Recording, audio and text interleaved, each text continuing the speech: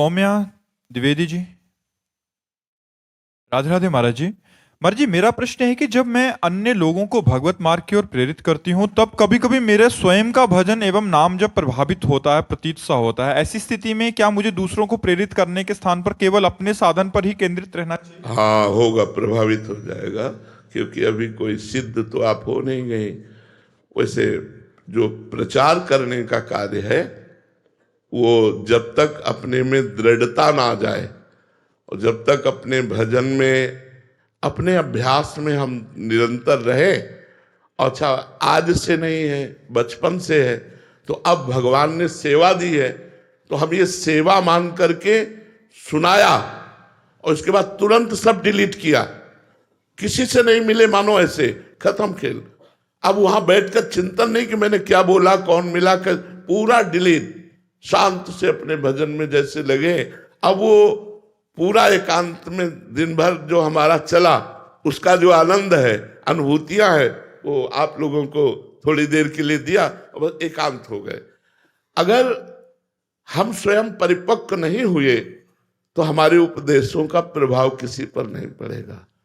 हमें चाहिए पहले खुद परिपक्व हो जाए, और अगर किसी को उपदेश देना भी पड़े तो ऐसे दे कि हमने संतों से सुना है, हमने शास्त्र में पढ़ा है, हम स्वयं साधन जो कर रहे हैं उसे गुप्त रखें।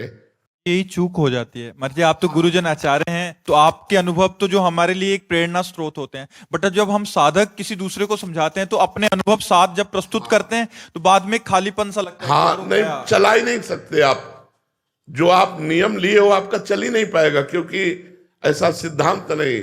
जैसे आपको राधा नाम में आनंद आने लगा, आप 4 घंटा जब किए, आपको लगा यार परिवार के सदस्यों को भी दे, क्योंकि आनंद में, या अपने मित्रों को दे, या जो मिले। तो जहां आप ये किए कि हम तो 4 घंटे जपने में कितना आनंद मिलता है, आप 10 मिनट भी जपिए, अब आपका 4 घंटे भजन नहीं होगा।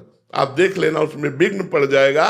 अगर होगा भी तो आनंद रहित होगा, आनंद नहीं उत्पन्न हो पाएगा, शुष्कता आ जाएगी। इसीलिए आचार्यों ने कहा है जब तक आप दृढ़ ना हो जाएं तब तक किसी को अपनी बात ना बताएं। अगर चर्चा करनी है तो हमने वृंदावन में सुना संत के मुख से कि अगर नाम जब किया जाए तो जीव का मंगल हो जाए, बस।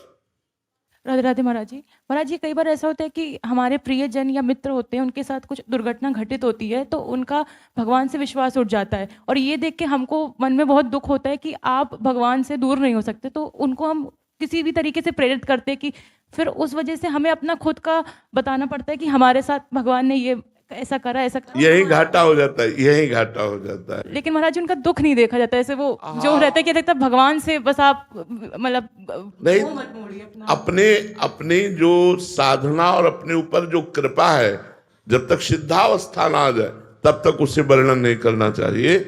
मतलब 13-14 वर्ष हो गए प्रवचन शुरू हुए, नहीं तो जीवन में कभी हम 5 मिनट भी नहीं बोले। जीवन में मौन धारण किए हुए जब एक आश्रम में टिके थे तो बोले तुम्हारी आवाज ही नहीं सुनने को मिलती, हर समय मंत्र में, हर समय। अगर हम कभी किसी से व्यवहार नहीं किया, आज तक हमारा एक दोस्त नहीं है, आज तक हम किसी से मित्रता नहीं की। अब जब भगवान ने प्रेरणा की कि आप प्रवचन करो, तो अब वो संभाल रहे हैं। हमारी सामर्थ्य प्रवचन करने की नहीं, भगवान। तो लंबा समय व्यतीत हुआ 13 वर्ष से, और इस समय 55-56 की जो 57 की आयु हो, और 13-14 वर्ष से शुरू हुआ है प्रवचन करना, तो बीच का जो समय गंगा किनारे का और वृंदावन का, वो तो स्वयं में रहा ना। तो वो परिपक्व भावना ही सबका मंगल कर रही।